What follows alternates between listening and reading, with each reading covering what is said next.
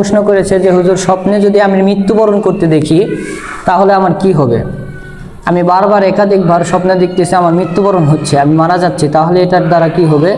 তো দেখেন, আল্লামা ইবনে সিরিন রহমাতুল্লাহ আলাইহির সুলাইমানি কিতাব দেখলে পাওয়া যায়, যদি কেউ স্বপ্নে দেখে যে সে মারা যাচ্ছে বা মৃত্যুবরণ করতেছে, তাহলে এটা একটা ইঙ্গিত বহন করতে পারে যে তার অকালেই মৃত্যু হতে পারে, অথবা মৃত্যু তার খুব কাছাকাছি, অথবা এমন একটা বিরাট সে পাপ করেছে, সেই পাপ থেকে তাকে বিরত রাখার জন্য আল্লাহ তাআলা তাকে এই স্বপ্নটা দেখাচ্ছেন, যাতে করে সেই বান্দা এই বিশাল বিরাট গুনার কাছ থেকে নিজেকে বিরত রাখতে পারে।